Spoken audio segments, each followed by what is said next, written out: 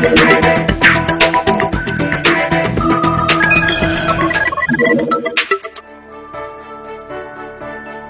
tal? Bienvenidos de nueva cuenta. Estamos platicando con el presidente y fundador de la Casa Tíbet en México, Marco Antonio Karam. Muchas gracias por recibirnos. Gracias por venir aquí a su casa.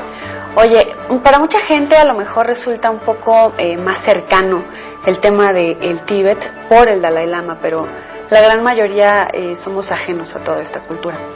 Para empezar, quisiera que le platicaras a la gente respecto a qué es la filosofía o la religión, la diferencia que existe para acercarse al mundo del Tíbet y del Dalai. Bueno, para empezar es muy importante tener en cuenta que Tíbet representa una de las altas culturas más antiguas e importantes del mundo.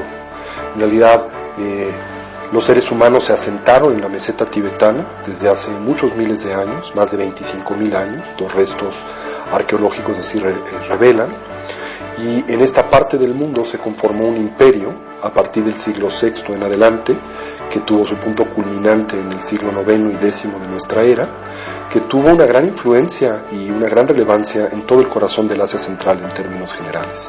Ahí, esto es, en la meseta tibetana, se desarrolló una de las culturas más sofisticadas del mundo, cuya joya de la corona era precisamente su tradición espiritual, que obtuvo fundamentalmente de la India clásica, en donde esta tradición, esto es la budista, tuvo su punto de nacimiento, y eventualmente se convirtió en una tradición espiritual y una tradición filosófica panindia, esto es, se expandió por todas partes del Asia, llegando al Tíbet en el siglo VII de nuestra era, y asentándose ahí hasta en buena medida el momento actual, ¿no? A diferencia de otras partes del mundo, lo que aconteció en el Tíbet es que debido a su situación geográfica, el Tíbet es un país que está rodeado por las cadenas montañosas más importantes del mundo, como es el caso, por ejemplo, de los Himalayas. Pues esta cultura pudo preservarse y resguardarse en la meseta tibetana, en buena medida hasta 1949, cuando el Tíbet fue legalmente ocupado por la República Popular China y sufrió lo que todos conocemos ha sido, bueno, pues este proceso de genocidio étnico y cultural que ha culminado en la desarticulación de la cultura y civilización clásica tibetana. Entonces, bueno, la espiritualidad que se practicó y se practica en el Tíbet hasta la fecha es de esta orientación, es budista, pero representa una forma particular del budismo, que es lo que conocemos como el budismo tántrico, o también se le llama el sendero del diamante. Sin embargo, en la meseta tibetana en buena medida se conservó la totalidad del mensaje y la totalidad de las enseñanzas del Buda histórico de Siddhartha Gautama. Entonces lo debemos de tomar como una filosofía y no compararlo en ninguna medida con una religión. Depende de lo que por religión nosotros entendemos. Evidentemente este es un término que por lo menos en nuestro entorno cultural está determinado por nuestras influencias judeocristianas, en donde a la noción de religión se le asocia a variables tales como un mensaje de naturaleza absoluto, dogmático, revelado, ¿verdad?, para con el cual el individuo en esencia se vincula a través de la fe. Y si esto es lo que nosotros entendemos por religión, no sería un término adecuado para describir la naturaleza de esta tradición espiritual. La describiríamos en primera instancia, en efecto, como tal, como una tradición espiritual, porque plantea que la naturaleza fundamental de los seres vivos y conscientes, como es el caso de los seres humanos, no puede ser comprendida como una mera propiedad emergente del organismo físico. Esto es, desde la perspectiva de tradiciones espirituales como la budista y la budista tibetana, nosotros no somos máquinas biológicas, sino en nosotros existe una dimensión que precede la conformación del cuerpo y trasciende más allá de la disolución del mismo. En este sentido es una tradición espiritual. No es una religión, ¿por qué? Porque no trátase de una propuesta dogmática, no es una propuesta de fe revelada.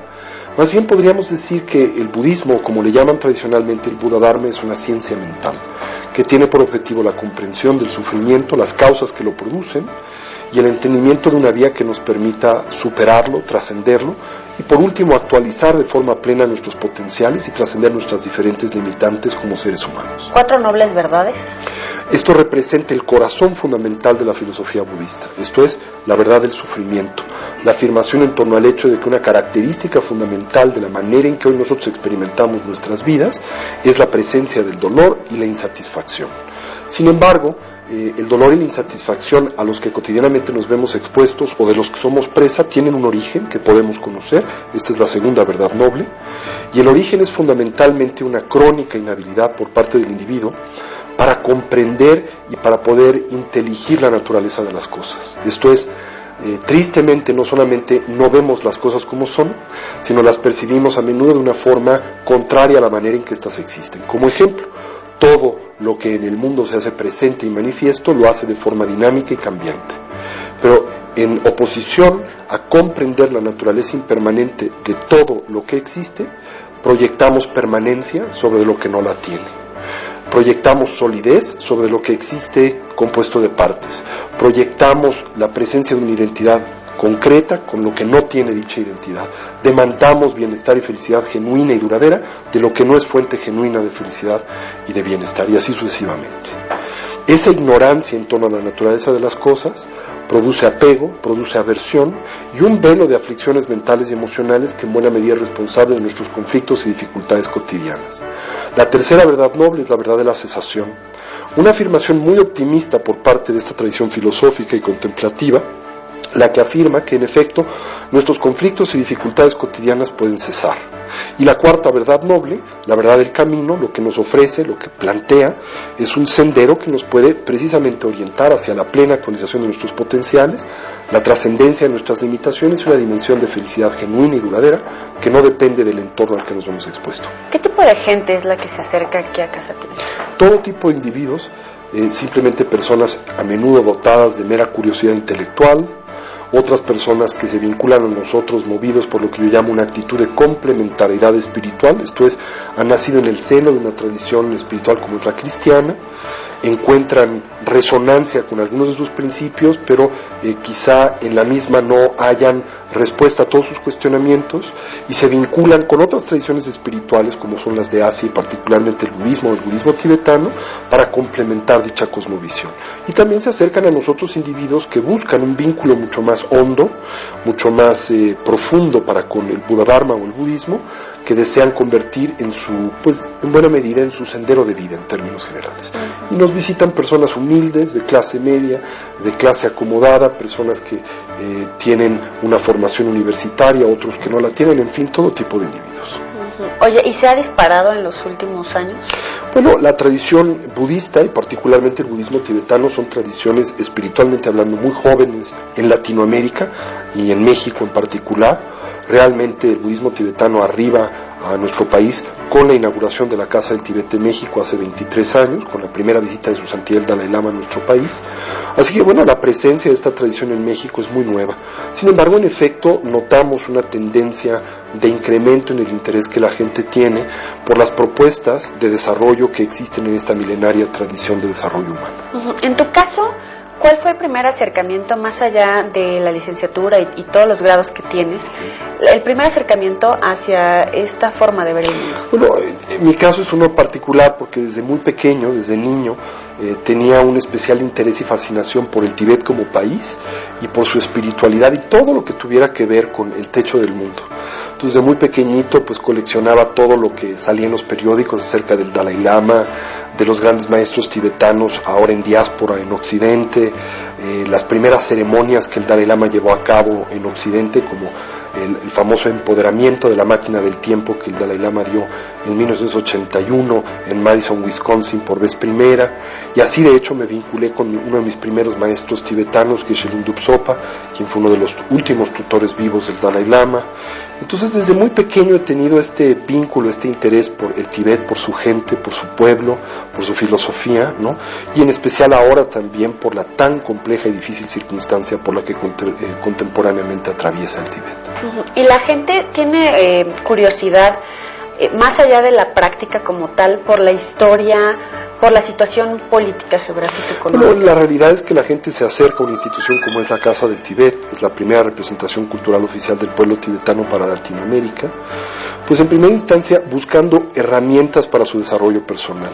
Pero ya una vez que se relacionan o encuentran a estas dentro del budismo tibetano, pues también naturalmente aprecian el valor de la cultura que preservó este mensaje para nosotros a lo largo de los siglos. Y es entonces que la gente se interesa un poco más que por la espiritualidad tibetana, ahora sí por su cultura, por su historia y por los conflictos por los que hoy atraviesa el pueblo tibetano. Bueno, allá sufrieron una ocupación por parte del gobierno, pero aquí, sin que tenga mayor comparación, también se vive una situación de violencia. ¿Cómo ustedes orientan a la gente que está aquí en México a enfrentar esta situación? Bueno, la Casa del Tíbet lleva a cabo una gran variedad de distintas actividades y algunas de estas actividades son actividades humanitarias y de apoyo social. Por ejemplo, nosotros hemos establecido una institución titulada Buen Corazón AC, que primariamente se dedica al apoyo de madres solteras de escasos recursos económicos en México, de las cuales atendemos alrededor de 1,000 de estas cada año. Al mismo tiempo llevamos a cabo actividades de apoyo humanitario a diferentes iniciativas. Acabamos de hacerlo, por ejemplo, con los damnificados de la Sierra Tarahumara, y siempre hay una variedad, evidentemente, de necesidades que aquejan al pueblo mexicano, al que pues orientamos a nuestra comunidad a auxiliar como resultado de su compromiso con el desarrollo de la compasión y la bondad amorosa para con los demás. Pero también tenemos muchas iniciativas vinculadas al apoyo de la comunidad tibetana en el exilio, y pues para cubrir y auxiliar en las múltiples necesidades que la aquejan. Y en cuanto a la familia, a estas nuevas estructuras, por migración, por los nuevos matrimonios entre personas del mismo sexo, etcétera. Bueno, aquí lo que en la tradición budista se enfatiza es la importancia de tener como referente fundamental de un grupo, de un núcleo o de un vínculo interpersonal el amor, ¿verdad? La tolerancia, la bondad, etcétera. Y es irrelevante si se tratan de miembros del mismo sexo, si se trata de una familia amplia o pequeña que vive o no en el mismo lugar. Lo importante es mantener este vínculo de bondad amorosa, de respeto y de amor. Oye, pero es difícil de repente mantenerse neutro frente a una persona que amas o que no amas. Y a veces en esta práctica, cuando he platicado con gente, me comentan que su primera reacción es como, no solamente de desapego, sino como de me vale todo. Y esa es una distancia hasta difícil de superar, ¿no? Eso es o representaría un absoluto malentendido de la filosofía budista. La filosofía budista de ninguna manera pretende orientar a la persona hacia el cultivo de una actitud de indiferencia para con los demás, sino más bien plantea algo que es objeto de muchos malos entendidos, que es lo que se llama imparcialidad. Y por imparcialidad quiere decirse el aprender a observar cómo todos los seres, por igual, desean ser felices y dejar de sufrir, y que en ese sentido todos los seres merecen nuestra compasión, que no se entiende por lástima, y nuestro amor, ¿verdad? Y ser imparcial para con todos en ese sentido. Pero esa imparcialidad no es indiferencia. De la misma manera que en la tradición budista se habla acerca de la importancia de desarrollar el desapego, pero el desapego no es ni irresponsabilidad, ni, insisto, indiferencia, sino por desapego queremos decir el vincularse con otros sin una actitud que exagere sus cualidades positivas o les proyecte cualidades positivas que no tiene, ¿verdad? Que es lo que en términos generales la tradición budista comprende por apego. Desapego entonces no es indiferencia, sino una relación para con los otros libre de distorsión. Y en cuanto a la relación que tenemos con nuestro cuerpo. Bueno, la tradición budista, aquí en contraste a las tradiciones judeocristianas, que heredan esto del pensamiento maniqueo, no contemplan al cuerpo como algo impuro, como algo negativo, sino todo lo contrario. Por lo tanto, la actitud que se tiene en estas tradiciones espirituales en torno a la sexualidad, al gozo corporal y también el respeto al cuerpo como el instrumento a través del cual el espíritu se manifiesta es supremo. Incluso lo manejan exactamente como el conocimiento que lleva a la superación y no como el pecado. Así es. De hecho, la palabra pecado en términos generales no existe en el léxico budista. Y también esta parte de el cuerpo, hay que disfrutarlo y hay que llegar a esos niveles para un conocimiento superior. Claro, sin este cuerpo nosotros no podríamos darle manifestación a la conciencia, por lo menos no en este plano de existencia, y por lo tanto naturalmente el cuerpo es una plataforma de vida fundamental a la que debe de cuidársele y debe de empleársele y aprovechársele precisamente para transitar el sendero que conduce al despertar. Por tanto, el dicho de un cuerpo sano en una mente sana es igualmente valioso al invertirlo y decir una mente sana en un cuerpo sano. Oye, y la culpa, la relación que tenemos los mexicanos con esa sensación, con ese sentimiento. Bueno, también este es un punto interesante de la filosofía budista en donde conceptos como los de la culpa ulteriormente no existen. De hecho, no hay un vocablo para culpa, por ejemplo, en la lengua tibetana o en la lengua literaria de la India, la lengua sánscrita. Se habla más bien de el cometer un error, pero a menudo se enfatiza la importancia de no identificarse con el error que se ha cometido. Entonces, por ejemplo, yo puedo en un momento determinado tener un conflicto contigo, pero no es lo mismo que decir que tú eres el conflicto, ¿no? Puede haber, en efecto, incurrido en un error, pero no soy intrínsecamente el error en el que he incurrido. Por lo tanto, la culpa lo que hace es reificar, congelar esta identidad equivocada y ulteriormente nos lanza al desequilibrio emocional y nos lanza a la inactividad, que no son algo edificante en términos generales. ¿Cómo es la sensación de estar junto a un premio Nobel, más allá de ese reconocimiento que tiene la historia del exilio, de haber visto este genocidio, incluso hasta con su propia familia, etcétera? Bueno, si te refieres al Dalai Lama, el Dalai Lama es, desde mi perspectiva, el líder de opinión moral más importante del mundo contemporáneo, como de hecho lo revelan, más importante, de hecho lo revelan así varias encuestas internacionales como Gallup, que por varios años, de hecho ya por más de 5, revelan que tanto en Estados Unidos como en Europa y Oceanía, en algunas partes de Asia y Latinoamérica, al Dalai Lama se le contempla así como el líder de opinión moral más importante del mundo. Bien dices, un premio Nobel de la Paz, y es una de las personas vivas que ha obtenido la mayor cantidad de reconocimientos internacionales, de hecho en la historia contemporánea del mundo. Pero lo excepcional acerca del Dalai Lama es que, a pesar de que es una persona tan excepcional, es un hombre muy cálido, es un hombre muy espontáneo, es un hombre libre de toda importancia personal. Entonces es una persona con la que uno puede convivir con relativa facilidad, ¿verdad?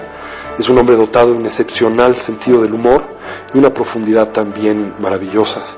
Entonces, cuando uno está al lado del Dalai Lama, bueno, sí se siente un poco amedrentado por, digamos, su presencia, la masa crítica de una persona de esta naturaleza, pero al mismo tiempo es alguien que envuelve a los que le rodean en una especie de campo de energía de bondad y de claridad mental, que pareciese como si fuera natural hasta que uno se aleja de él y uno descubre que no le es propia, sino algo que él nos presta de alguna manera.